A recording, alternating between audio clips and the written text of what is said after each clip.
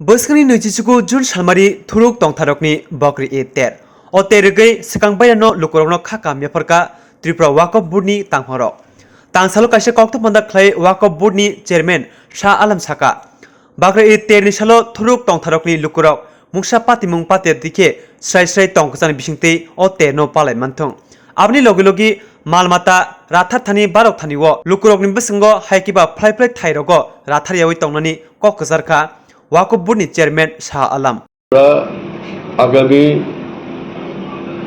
29 June 2023 তারিখে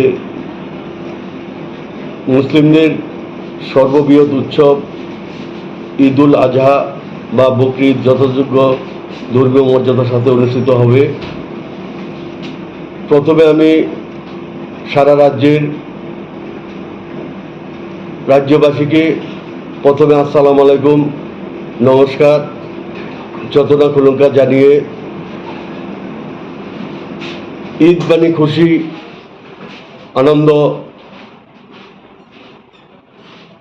ঈদুল আজহা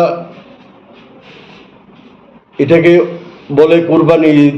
কুরবানি মানে ত্যাগের মাস, ত্যাগের আনন্দ। উক্ত পরিপ্রেক্ষিতে ভারতের পশু কল্যাণ board animal welfare board of ইন্ডিয়ার পশুদের কল্যাণার্থে অথবা পশুদের প্রতি যাতে কোনো ধরনের নিষ্ঠুরতা সংঘটিত না হয় তার জন্য বিভিন্ন সময় বিভিন্ন নির্দেশিকা জারি করে থাকেন।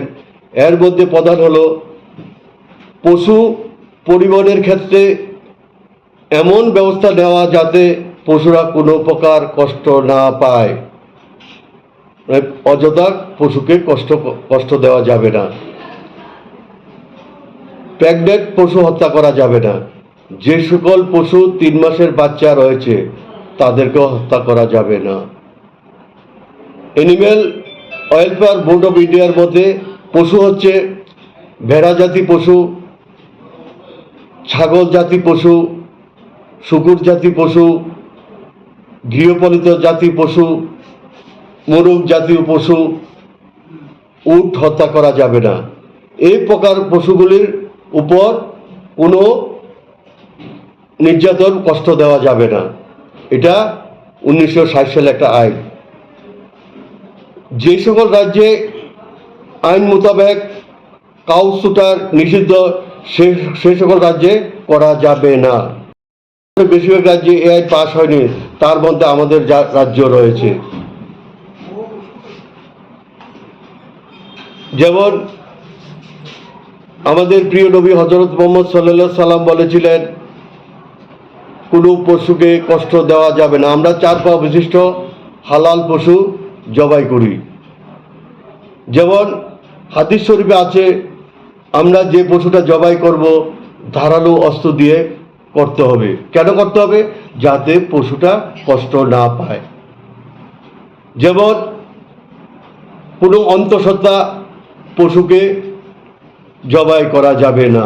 3 মাস সন্তান আছে সেই পশুটাকে 3 মাস অবধি সেই পশুটাকে জবাই করা যাবে না।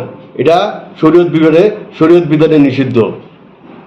যেমন যত্রে যেখানে সেখানে মানুষ চলাচলের ক্ষেত্রে পশু জবাই নিষিদ্ধ। পশু জবাইয়ের পরক্ষণে অপ্রয়োজনীয় বস্তুগুলি সব একত্রিত করে মাটিতে পুঁতে রাখতে হবে। পরিবেশ বিঘ্নিত ঘটানো যাবে না। সেই কারণে এনিম্যাল ওয়েলফেয়ার বোর্ড অফ ইন্ডিয়ার গাইডলাইন্সকে সম্মান জানিয়ে দেশের অন্যান্য অংশের সাথে ত্রিপুরাতেও ঈদুল আজহা পালিত হবে পশু কুরবানির মাধ্যমে।